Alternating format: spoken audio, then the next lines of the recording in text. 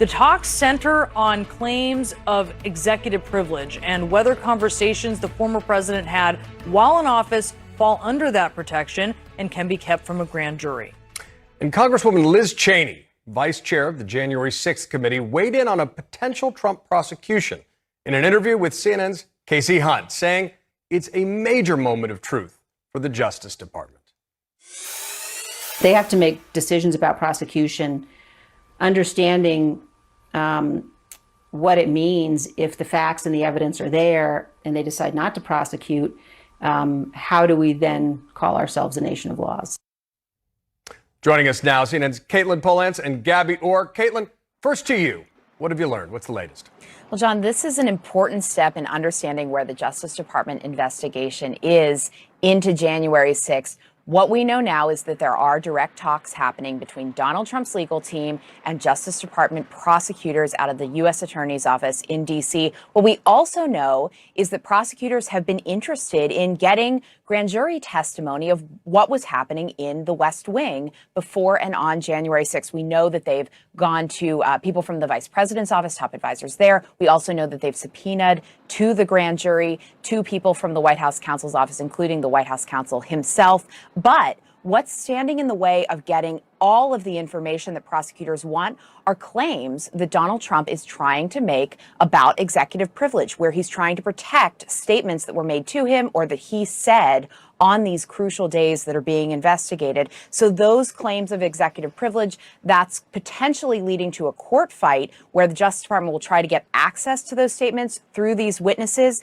And that's what these talks are about, lining up the Justice Department team and Trump's team, talking to one another. Potentially they could be pitted against each other if this does go to court. But the big picture here is that criminal prosecutors right now are definitely interested in doing fact finding and locking down what they can about what was said in the White House, either by Trump or to him on those crucial days right around January 6th.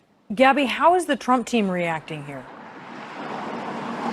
Well, our sources tell us that former President Trump himself has been very skeptical that he will, in fact, be indicted in any of these ongoing investigations. Brianna, he's been asking his attorneys in these meetings, do you really think I'm going to be indicted? Really grilling them on his potential legal defense strategy, but also whether they think he's in criminal jeopardy.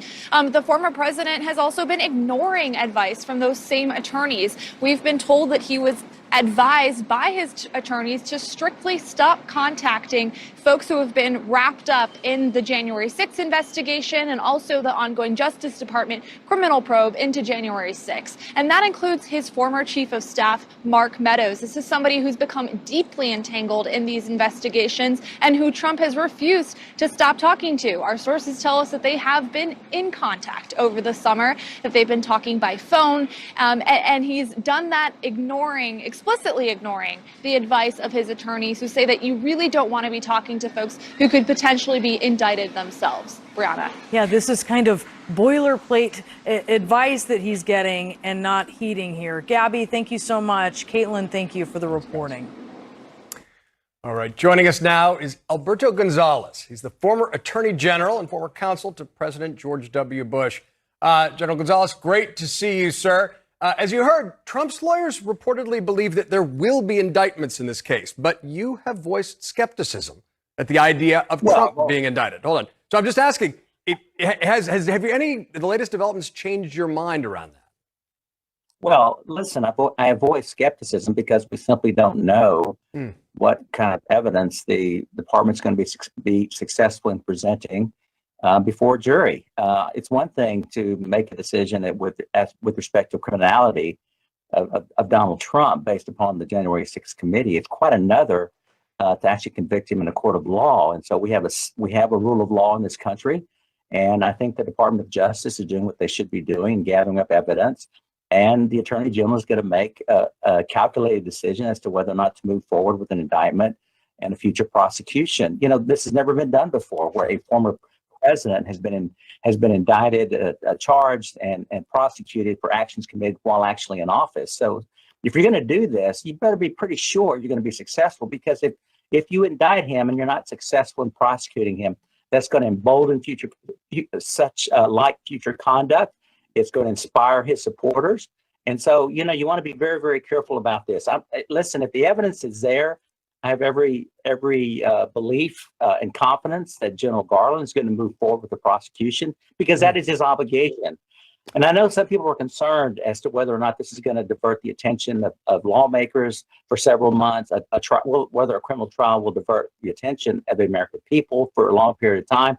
I think General Garland doesn't take that into consideration making this decision. If, in fact, the nation should be spared from a long criminal trial, that's a decision for the president. President Biden could issue a pardon, for example, much like President Ford did in the Nixon case. Well, obviously, a ton of differences, but I want to zero in on something you said. Your confidence that Attorney General Garland, if the facts are there, would move forward with a prosecution. If the facts were there and you were Attorney General, is that the decision you would make? Yes, I think so. That would be my job as the Attorney General. And the other thing that I would emphasize is that this is a decision to be made within the Department of Justice. I would not anticipate that there would be communications with the White House about this. In fact, General Garland may make the announcement or make the decision to move forward without informing the White House, because we have to have confidence, particularly with respect to Trump supporters. This is not a political decision involving the White House. This was made based upon the evidence, based upon the professional judgment of prosecutors within the Department of Justice. They'll make this decision and they'll act on that decision, and the White House will accept that decision. It's vitally important that justice be nonpartisan. I think people have gotten jaundice around that. Let's go to the question of executive privilege, because that's something you have unique insight to as a former White House counsel. Nixon versus the United States seemed to set aside or clearly delineate the lines here, right? Executive privilege doesn't extend to potential criminal conduct. So how do you see this playing out? I think, obviously, it's not surprising that the notion of executive privilege is an issue that's now being debated. But you're absolutely right with respect to the Nixon case. It's quite clear that the privilege is not absolute. It's not going to shield criminal conduct, particularly if there's no other way to get the information that's important for a criminal prosecution. And the other thing to remember is that it's a privilege that belongs, in essence, to the office of the president. The views of the sitting president carry much more weight in the courts in connection with the examination of executive privilege than a former president. And so the fact that President Biden has an asserted privilege, I think it's going to carry some additional weight. So all the considerations and factors that the court would typically consider in whether or not to reward or approve of executive privilege simply don't exist here in the favor of President Trump. Alberto Gonzales, you have been in the room where it happens, and we thank you for your insights, sir. Be well. Thanks, John. New this morning, Russia says it is now willing to discuss a prisoner exchange with the U.S. This comes less than 24 hours after a court near Moscow sentenced WNBA superstar Brittany Griner to 9 years behind bars for having cannabis oil, a small amount, in her luggage.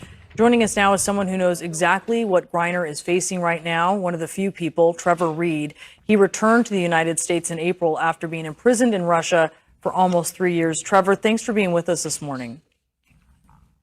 Sure, thanks for having me. Were you at all surprised by this sentence when you heard the amount of time? No, absolutely not. I was expecting them to give her, the maximum or close to the maximum, which is what they did. Does it feel like what happened to you? Yeah, absolutely. So for Brittany's, classification of crime, which actually I don't think should even be under that classification, but they have, I believe it's 0 to 10 years, and they gave her 9. So people in Russia who are convicted and sentenced under that article in the Russian Federation usually receive about a year, 2 years maybe. 9 is unheard of. I never saw that the entire time I was there. And as well as in my case, I received 9, and that was actually the largest sentence ever handed down for that criminal article in Russia ever. So yeah, I wasn't surprised by that. And, regardless of how you feel about Brittany Griner's case, that sentence is clearly political. There's no denying that. Logistically, Trevor, walk us through what happens now for her, because you've been through this. as she's transported, as she arrives wherever she may be? Yeah, so once you're convicted in Russian court, you do have a chance to go to appeals and appeal that decision to another kangaroo court in Moscow. So after that trial, depending on Brittany's decision on whether she wants to appeal or not, she may stay in Moscow at the detention facility that she's already at until her appeals are completed, or if she chooses not to go to appeals, they may transfer her to a forced labor camp. And considering the fact that the Russian government is considering exchanging her, they may also decide to leave her in Moscow to make it easier for her to be returned to the United States. Democratic leaders have reached an agreement with the lone holdout, Senator Kyrsten Sinema, which is clearing the way for their sweeping economic legislation to finally pass in the Senate. CNN's Sunlen Serfati is live on Capitol Hill. Sunlen. Brianna, this is certainly a major breakthrough on Capitol Hill, and Democrats in the White House breathing a huge sigh of relief. Senator Sinema saying that she will move forward with the bill, meaning that Democrats now very likely have the votes that they need to get this passed through on Capitol Hill. And this is certainly a major, major moment for the Biden legislative agenda. Huge pieces of his domestic agenda, economic bill focusing on investments in climate, energy, healthcare, and tax reform. Now, it was on those tax provisions that we've heard Senator Sinema in recent days express a lot of concern on this bill and its revisions to the tax portions of this bill that ultimately was able to get her on board. Democrats making changes in the bill, dropping $14 billion of the carried interest tax provision of the bill, also paring back how companies can deduct depreciated assets from their taxes. Those two things Senator Sinema pushing very hard for over the last 24 hours. What happens now? Well, Senate Democrats will have to wait for a ruling from the Senate parliamentarian. That is a very important moment. They will really scrub through the details of the plan, making sure that they meet the very strict budget requirements that is required for them to be able to pass this through a party line vote, through reconciliation, only Senate Democrats. That is an important moment we'll be looking out for. And certainly this weekend will be a busy one up here on Capitol Hill. Senate Democrats, they have scheduled a procedural vote to happen over the weekend, setting up the final vote in the Senate shortly after, and then potentially move to final passage in the House later next week. Back to you. All right, Sunlen, live on the Hill for us. Thank you. Thanks. CNN projecting Kari Lake will win the Republican nomination for Arizona governor. Lake, a former television journalist who was endorsed by former President Trump, has defeated Karen Taylor Robson, who had the backing of former Vice President Mike Pence. Lake becomes the fourth Republican who has pushed Trump's election lies to win a major nomination in Arizona, including for the U.S. Senate, Secretary of State, and Attorney General. Thank you so much. Republican Congressman Peter Meijer of Michigan congratulating Trump-backed opponent John Gibbs, who narrowly defeated Meijer in this week's Republican primary. This was a hard-fought race, decided by less than 4,000 votes out of over 100,000 cast. It was, a long race, but a race that John ran very well. Just want to now officially send my congratulations and wish you the best of luck and all that is to come. Meijer was one of the 10 House Republicans who voted to impeach Donald Trump, and his opponent received a major late-inning fundraising boost from Democrats. Joining us now for his first television interview since the primary is Republican Congressman Peter Meijer of Michigan. Congressman Meijer, you fought the good fight. You represented your constituents and your conscience and defended democracy, but you came up short in this partisan primary. It was close. Less than 4,000 vote margin separated you from your opponent. So do you think that the Democratic Congressional Committee's major ad buy in the last week of the campaign made the decisive difference in your primary? Good morning, John. And I'll be honest, it's impossible to know. I can Monday morning quarterback all day long. I'm not here to whine about the DCCC coming in and meddling, but just to point out that any party that pretends to have a set of principles, any party that pretends to have a set of values, and that comes in and boosts exactly the same type of candidate that they claim is a threat to democracy, don't expect to be able to hold on to that sense of self-righteousness and sanctimony. Don't expect to have Republicans who will look at that and say, I know I'm going to get heat from my own side. I never expected the other side to as well double down in a cynical ploy to put forward the candidate they think is less electable. I think the challenge in this moment, and this is not why I want to complain about my own defeat, I lost, that's on me, but is to say, what type of a system are we going to have if candidates step forward and realize that they can just be ejected by both sides of the aisle, that there's no incentive to try to be a productive member, that you will never find any semblance of comfort or safety in doing the job, that it all will come down to partisan benefit no matter what the consequence. That's the point I really want to get to today, because, voters want government to work, but these partisan extremes don't. And there's a contradiction there. But just for clarification, because we played your comments your gracious comments to your opponent at the top. He promoted not only Trump's lies, but a whole boatload of conspiracy theories. Was this just good sportsmanship on your part, or is it an outright endorsement?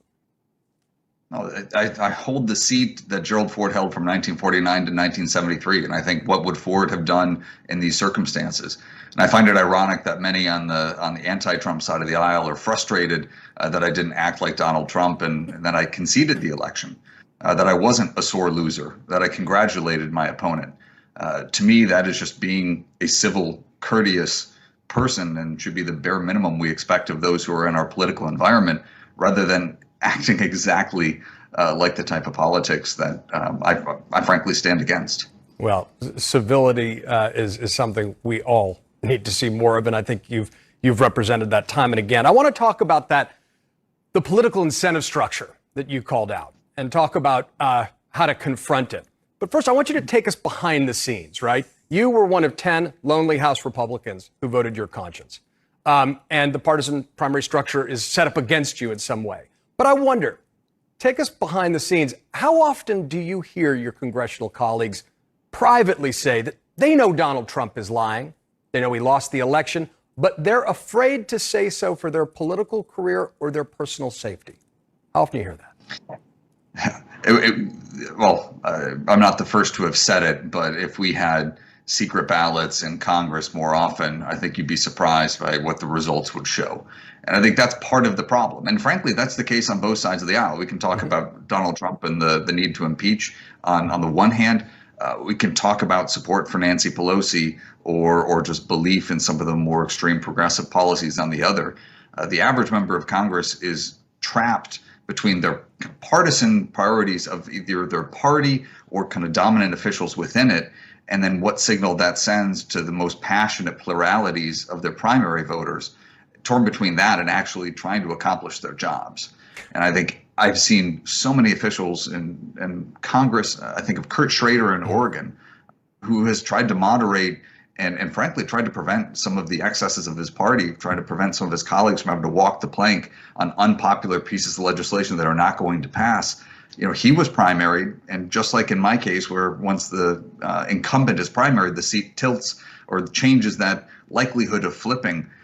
He had a toss-up seat that went lean D. I had a toss-up seat that went lean D. I think both parties are playing this role of trying to eject some of the members who are best capable of holding on to their seats. And that is just going to lead to slimmer majorities. It's going to lead to more flipping between extremes and, frankly, more partisan chaos. Look, given that there are more independents self-identified than Democrats or Republicans, that moderates make up a plurality of voters, but do you think those voters feel politically homeless? Do you feel politically homeless? And what do you think can be done to bridge these gaps?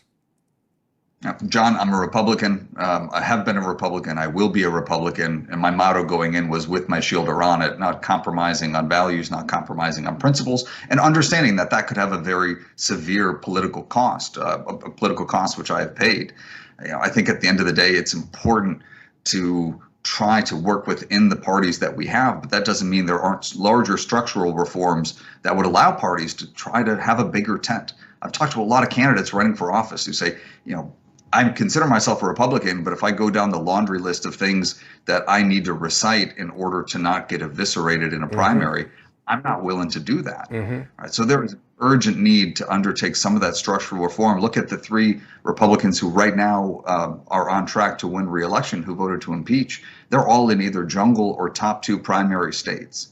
Right? There's a lot of ways in which how our candidates are chosen that I think we need to be looking at and understanding how to appeal to the broadest swath of the electorate so that we have representatives who are truly representing the people they serve. Couldn't agree more. You put country over party. You voted to impeach President Trump. So if there is a 2024 rematch between Biden and Trump, would you vote for President Biden over Trump? I've said it before. I think if in 2024 we're back to a Biden-Trump dynamic, it'll be a pretty sad commentary on where our country is. We have young, fresh, rising leaders on both sides of the aisle, and that symptom of just defaulting to the choice that, frankly, not a lot of people want, but they feel, well, if there's anybody who can, or I put it this way, I mean, Biden has beaten Trump. Right, so there's a Democratic argument that if Trump is put forward, Biden can beat him, despite Biden already being the oldest president we've had in office. And Trump, well, basically anyone on the Republican side could probably beat Biden. Right? Like that is a very messed up and frustrating and depressing dynamic where we're just settling for the lowest common acceptable denominator rather than advocating for folks that make people passionate, excited, and thrilled about what the future may bring. So I'm hearing you not answer the question directly, but what I'm also hearing is you'd write in somebody else and support somebody else. You would choose none of the above. Fair? Yes or no? I don't want that matchup in 2024. You don't want that matchup. It's a commentary. One final yes or no before we go. You fought the good fight. You lost the battle. Are you keeping the door open to running for office again? No, absolutely. I'm not on the ballot in 2022. I'm not campaigning in 2022, but I plan to stay very engaged in politics and frankly, trying to continue to make an impact, probably more at the local level within West Michigan, but certainly wanting to influence the national dialogue as well. Congressman Peter Meijer, thank you very much for joining us on New Day. Thank you, John. All right. Let's bring in CNN political commentator extraordinaire, S.E. Cupp. Thanks. You're welcome. Great interview. What did you make of Peter Meijer's comments? I'm so sad because he's exactly the kind of politician we need right now. And for 4 or 5 years, I listened to Democrats rightly admonish Republicans for putting party over country, for putting Trump over country. And I watched them beg for more Peter Meijers and Adam Kinzinger's and Liz Cheney's. And it's not just the blood money that they're putting behind folks like Peter Meijer's opponents. It's like redrawing Adam Kinzinger's district so that he effectively couldn't win. Yep. Congratulations. You just got the last remaining stopgaps out of Congress. So color me cynical, Democrats, when you talk about folks like Meijer being the last thing remaining between the civilization and the Visigoths, which I agree, and then you don't do exactly what you could to help him stay there. You ask folks like me to go ahead and cross party lines and vote for Biden, which I did. And lots of us did because we put country over party. Made the difference in some swing states. The favor has not been returned. Sad. As he said, with my shield or on it? Yeah. On it. On it. Right? All right, so that's the story. But if you have a lot of people like Peter Meijer, a lot of Republicans who are going to be on it rather than with it, now you have an army that's a MAGA army. What's the effect then of that being just this very siloed place where you don't have the Kinzingers, you don't have the Meijers, you don't have these people offering this alternative point of view for the Republicans? This has been increasingly the project of both parties. It's asymmetrical. I see it far more on the right, but you see it on the left as well. This moving everything to the extremes. And like you said, John, it's leaving a lot of us, a majority in fact, unrepresented, orphaned, I'm in the majority on almost every issue: abortion, guns, climate, immigration, and I feel unseen, unheard. It's bizarre, but our political system of these two parties isn't rewarding comity coming together. A total market failure in our politics. If the two-party system is to work, you can't have pluralities of Americans feeling underrepresented when they represent majority positions. Well, exactly right. Essie, I want to get your take on our colleague Casey Hunt's interview with Liz Cheney, because it's fascinating. It's going to make some news. I'm sorry. Oh, it's an Got ad. my wrong, That's right. my wrong Cheney. This is actually a Dick Cheney ad for Liz Cheney, where he talks real tough about Donald Trump. Take a listen. In our nation's 246-year history, there has never been an individual who is a greater threat to our republic than Donald Trump. He tried to steal the last election using lies and violence to keep himself in power after the voters had rejected him. He is a coward. A real man wouldn't lie to his supporters. He lost his election, and he lost big. I know it, he knows it, and deep down, I think most Republicans know it. Listen, it's a weird ad. I'm sorry. Really? I like everything he said. And I don't begrudge a dad for, sticking up for his daughter. He's right. But it's weird. There's no real nostalgia. I say this as a conservative. There's not a lot of nostalgia for Dick Cheney. And I'm not sure this helps him, helps her even in Wyoming. You really don't think it helps her in Wyoming? No, I don't. I don't think anything could really help her in Wyoming. I think she's doomed, and that's. I don't relish saying that, but I think someone like George W. Bush might be even more helpful than Dick Cheney. I don't disagree with anything he said. It's just weird to me. Dick Cheney, tough talking, voice of reason. Welcome to 2022. I guess. I mean, okay. Yeah. All right. Yeah. S.E. Cup, thank you very much. All right. Conspiracy theorist Alex Jones. Right-wing talk show host Alex Jones, conspiracy theorist extraordinaire, will have to pay the parents of a Sandy Hook shooting victim a little more than $4 million in compensatory damages. The award from the jury is far less than what the plaintiffs wanted, which was $150 million. The family's lawyer, though, says Neil Heslin and Scarlett Lewis are thrilled with the result, and they look forward to putting Mr. Jones's money to good use. Mr. Jones, on the other hand, will not sleep easy tonight. With punitive damages still to be decided and multiple additional defamation lawsuits pending, it is clear that Mr. Jones's time on the American stage is finally coming to an end. But Alex Jones, by the way, is also claiming victory here. Joining us now is a writer for the New York Times, Elizabeth Williamson. She has been in the courtroom for this trial, and she is also the author of a new, very important book called Sandy Hook, An American Tragedy and the Battle for Truth. And it's that battle for truth that is so important to talk about here, Elizabeth. I do want to ask you first, though, starting with these damages, what are the implications of $4.1 million in compensatory damages for this one family? I think for Scarlett Lewis and Neil Heslin, Brianna, this is sort of a moral victory. They felt like they needed a symbolic judgment against him. But as they said in court, this is really a victory for truth and also a message sent to others who might, be tempted to harm vulnerable people by spreading lies of this nature. So is this really going to stop Alex Jones? As you've watched him even doing his show throughout the trial, what do you think? No, I mean, for someone like Alex Jones, as we know, there's really no bottom. He was on his show claiming victory, saying that this family loves him now and that their lawyers are using them as pawns. If anyone has used these families as pawns, it's been Alex Jones, who for 10 years has fomented this lie that the shooting was a pretext for gun control planned by the government and that these families were complicit in the plot. He has been responsible for a lot of damage here. And, he's more symbolic. He's really emblematic of the sort of spread of disinformation and false narratives over the past decade since Sandy Hook. He has been part of every one of the most pernicious myths that have caused confrontation and violence in this country, from Pizzagate to Charlottesville to coronavirus myths and the Stop the Steal lie that started the 2021 January 6th insurrection at the Capitol. That is why your book is so essential. I think if people are looking at your book, it's not just about Sandy Hook.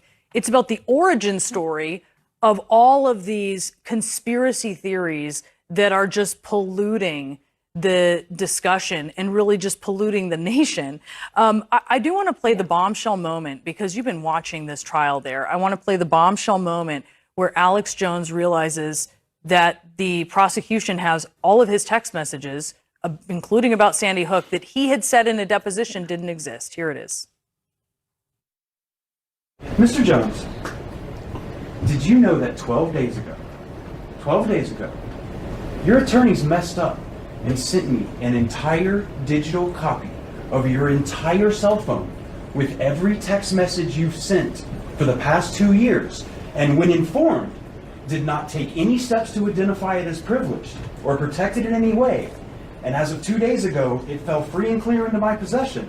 And that is how I know you lied to me when you said you didn't have text messages about Sandy Hook. Did you know that? I told you the truth. This is your Perry Mason moment. I gave them my phone, and then... Mr. Jones, you need to answer the question. No, Did you know this happened? No, I didn't know this happened. But I mean, I told you I gave them the phone. Elizabeth, what was it like watching that moment? You know, what really struck me, Brianna, is that Alex Jones is used to controlling his own narrative on his show. As the judge pointed out to him more than once, this is not his show. She runs this courtroom. And moreover, the justice system is not conducive to a personality it's not a favorable environment for a personality like Alex Jones. He can't just fill the atmosphere with guano and expect people to believe it. You know, he tried to interject his opinion into virtually every one of his answers and was shut down. You know, a court of law is not a favorable place for someone who purveys lies like Alex Jones. No, well, it certainly is not. Elizabeth, thank you so much for the work that you've been doing as you are wading through all of these efforts by these families to come to some resolution that they so deserve. Thank you. Thanks, Brianna.